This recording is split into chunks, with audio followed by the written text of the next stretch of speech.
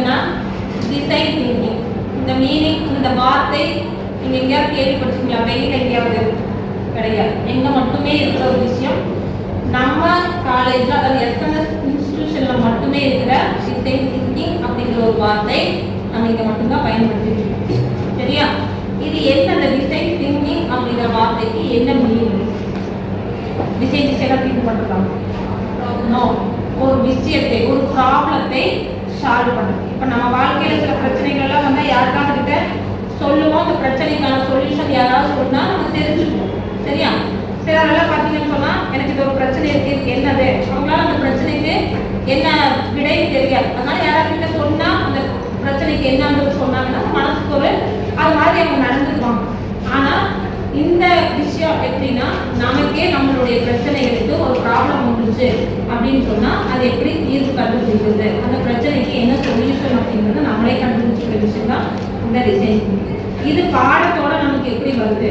இப்போ நீங்க படிக்கிற பிஎம் அப்படிங்கிறதுல நிறைய விஷயங்கள் உங்களுக்கே பாடம் சார்ந்த சில பிரச்சனைகள்லாம் வந்துச்சுன்னு சொன்னா தெரியாத விஷயத்துக்கெல்லாம் ஒரு ப்ராப்ளத்துக்கு சொல்யூஷன் கண்டுபிடிப்பீங்க, தீர்வு கண்டுபிடிப்பீங்க. சரியா? இப்போ இங்க 2 கிளாஸ் இருக்கீங்க. ஒன்று சிடிஎஃப் ஒன்று இருக்கீங்க, டிசைன் பிஎம் ஒன்று இருக்கீங்க, பிகாம் கோர்ஸ் படிக்கிறவங்க இருக்கீங்க, ஃபேஷன் டிசைன் படிக்கிற ஸ்டூடெண்ட்டும் இருக்கீங்க. அவங்களுடைய படிப்புக்கு சார்ந்து சில ஆக்டிவிட்டிஸ் எல்லாம் பண்ணியிருப்பீங்க, பண்ணுறீங்க. அந்த விஷயத்துக்கெல்லாம் என்னது? ஒரு சொல்யூஷன் கண்டுபிடிக்கிறது. இதுதான் என்னது? அந்த படிப்புக்கு தகுந்த மாதிரி நீங்க ஒரு பிரச்சனைகளுக்கு எப்படி தீர்வு கண்டுபிடிக்கணும்னு ஒரு ப்ராப்ளம் கொடுத்து அந்த ப்ராப்ளத்துக்கு என்ன சால்வ் கண்டுபிடிக்கணுமோ அதுதான். அதுல ஒரு 5 விஷயம் இருக்கு. சரியா? இதெல்லாம் நீங்க ஏற்கனவே ஒரு வருஷமா படிச்சுட்டு இருக்கிற விஷயம், ஒரு வருஷமா நீங்க ஃபாலோ பண்ணிட்டு இருக்கிற விஷயம். அது உங்களுடைய அனுபவம் என்ன அப்படிங்கிறத நீங்க எப்படி கற்றுக்கிறீங்க, முதல்ல நீங்க எவ்வளவு புரிஞ்சுக்கிறீங்க. இந்த 5 பில்லர்ஸ் நீங்க மாசம் மாசம் பண்றீங்க இல்லையா, அதுல எப்படி நீங்க புரிஞ்சுக்கிறீங்க, எந்த அளவுக்கு அது உங்களுக்கு யூஸ்ஃபுல்லா இருக்குது. சரியா? அதை என்னென்னலாம் நீங்க ஃபாலோ பண்ணிட்டு இருக்கிறீங்க, சிலரெல்லாம் அதை ஆக்டிவிட்டியா பண்ணிட்டு இருக்கீங்கன்னு சொல்றீங்க. அதை எல்லாத்தையுமே நீங்க கூட நீங்க ஷேர் பண்ணிட்டீங்கன்னா நீங்க எந்த அளவுக்கு அதை புரிஞ்சுருக்கீங்கிறது எனக்கு ஒரு தெரிஞ்சதுக்கான வாய்ப்பு. சரியா? ஃபர்ஸ்ட் அந்த 5 பில்லரை பத்தி யாராவது ஒருத்தர் தெரிய சொல்லுவாங்க. Good afternoon to all. என் பேர் எஸ்டி கார்த்திக்.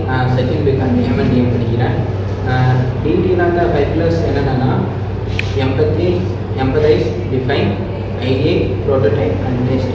இதில் எம்பத்தைஸ் என்னென்னா, இப்போ ஒரு ப்ராப்ளம்னா அதோட மெயின் அந்த கோர் ப்ராப்ளம் ஃபஸ்ட்டு ஐடென்டிஃபை பண்ணணும். அதுக்கப்புறமா அது எதனால் ஃபஸ்ட்டு உருவாச்சுன்றது கண்டுபிடிக்கணும்.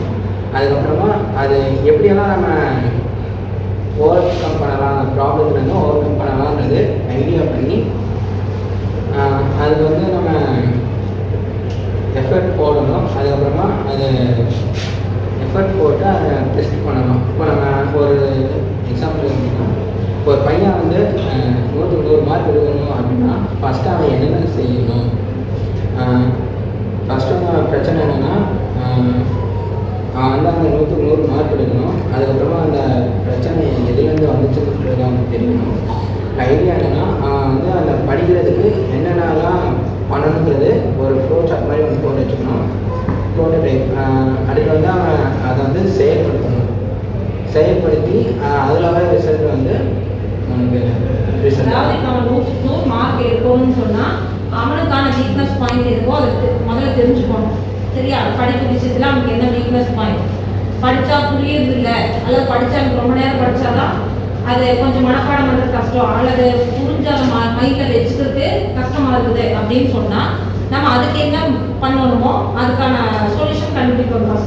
அதுக்கு என்ன ப்ராப்ளம், அது என்ன ப்ராப்ளமோ அந்த ப்ராப்ளத்தை ஃபஸ்ட்டு என்னது கண்டுபிடிச்சு அதை எப்படி தீர்க்கணுமோ அதை தீர்த்தாதான் முதல்ல நம்ம கிட்ட இருக்கிற மைனஸ் எல்லாத்தையுமே என்னது சரி செய்யும். அது எல்லாத்தையுமே நம்ம ஃபர்ஸ்ட் என்ன பண்ணணும், ப்ளஸ் ஆகிக்கணும்.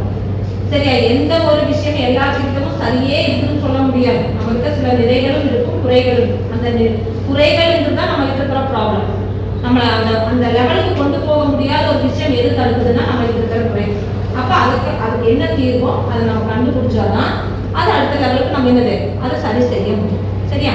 இப்ப நீங்க அவன் சொன்ன மாதிரி எல்லாருக்கும் இது ஒரு அனுபவமா இருக்கும். அவன் சொன்ன மாதிரி எல்லாத்துக்கும் ஒரு ஆக்டிவிட்டி நீங்க பண்ணுவீங்க.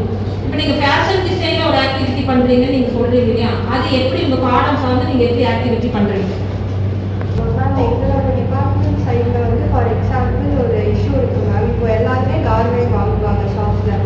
ஆனால் எல்லா கார்மெண்ட்டுக்கும் ஒரு டிசைனர் இருப்பாங்க. பட் அந்த டிசைனர் யாருக்குமே தெரியாது. அந்த ட்ரெஸ் மட்டும்தான் வாங்குவாங்க. டிசைனர்னு வந்தால் ஒரு 4-5 பேரோட பேர் மட்டும்தான் எல்லாருக்கும் ஃபெமிலியராக இருக்கும்.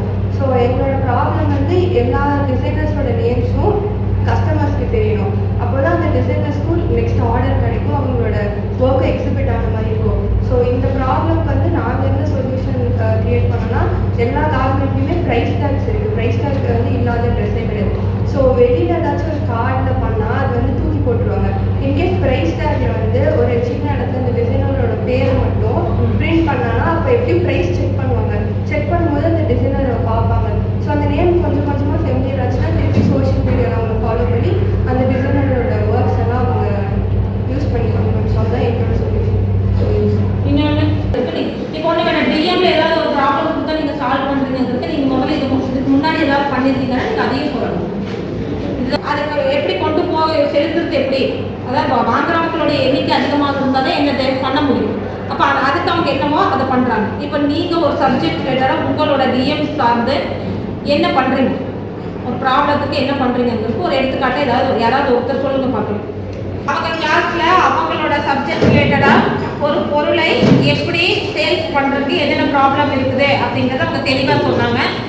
நீங்கள் அதை பற்றியே சொல்லலைன்னாலும் பரவாயில்ல, சரியா? அதை பற்றி உங்களுக்கும் உங்கள் சப்ஜெக்ட் ரிலேட்டடாக சில ப்ராப்ளத்துக்கு சால்வ் பண்ணுவீங்க. நான் என்ன சொல்கிறேன்னா, இப்போ நீங்கள் 5 பில்லர்ஸ் பண்ணுறீங்க இல்லையா, வருஷம் நீங்கள் அந்த ஒரு வருஷமாக நீங்கள் அந்த 5 பில்லர்ஸை பண்ணிட்டு இருக்கிறதுல உங்களோட அனுபவம் என்ன பண்ணுறீங்க, அந்த 5 பில்லர்ஸ்க்குள்ள நீங்கள் என்ன பண்ணுறீங்கன்னு ஒருத்தர் கொஞ்சம் தெளிவாக சொல்லுங்க பார்க்கலாம். யாராவது ஒருத்தர். இப்போ வந்து டெக்னாலஜியில் வந்து நம்ம எல்லாருமே சோஷியல் மீடியா யூஸ் பண்ணுறோம். ஸோ அதில் இப்போ நம்ம மெயினாக பார்க்குறது வந்து லிங்க்டின். இது வந்து ஒரு ப்ரொஃபஷனல் பிளாட்ஃபார்ம். ஸோ நம்ம போய் நம்மளோட ரெஸ்யூமேஸ் எல்லாம் கொண்டு போய் ஒரு ஹெச்ஆர்கிட்டயோ இல்லை ஒரு கம்பெனிக்கிட்டேயோ நம்ம கொடுத்து நிறைய ப்ராசஸ் எல்லாம் முடிஞ்சு நம்மளை ரெக்ரூட் பண்ணுறதுக்காக அவங்க கால் பண்ணுறதுக்கு ரொம்ப டைம் ஆகும். ஸோ இந்த மாதிரி டைம் வந்து சேவ் பண்ணுறதுக்காக நம்ம யூஸ் பண்ணுறது லிங்க்டின் பிளாட்ஃபார்ம். இது வந்து நம்ம டேரெக்டாக ஹெச்ஆர் மேனேஜர் இந்த மாதிரி டாப் லெவல் இருக்கவங்களை வந்து டேரெக்டாக நம்ம கனெக்ட் பண்ணுறது மூலயமா நம்மளோட ஐடென்டிட்டி என்ன அப்படின்னு சொல்லி அவங்களால ஈஸியாக ஐடென்டிஃபை பண்ண முடியுது. ஸோ அதே மாதிரி நம்ம ஆர்டிகல் போடும்போது நம்ம டொமைனுக்கு ரிலேட்டான ஆர்டிகல்ஸ் எல்லாம் போடும்போது நம்மளை பற்றி அவங்க இனிமேல் டீட்டெயிலாக தெரிஞ்சுக்கணும். இப்போ அவங்க சொன்ன விஷயம், அவங்களுடைய அனுபவம், அந்த லிங்க்டின்ல என்ன பண்ணிட்டு இருக்காங்க, அதனால அவங்களுக்கு என்ன பெனிஃபிட் அப்படிங்கிறத நல்ல அழகாக விரிவாக விளக்கமாக சொன்னாங்க. இதே மாதிரி நீங்கள் எல்லாரும் உங்களுடைய அனுபவத்தை கேட்டு நமக்கு இப்போ அதுக்கான டைம் இல்லை. அடுத்த வர இன்னொரு மாசத்துக்கான வீடியோவில் நம்ம இன்னும் நிறைய பேரோட அனுபவம் என்ன அப்படிங்கிறத நம்ம தெரிஞ்சுக்கலாம். ஓகேவா? நன்றி.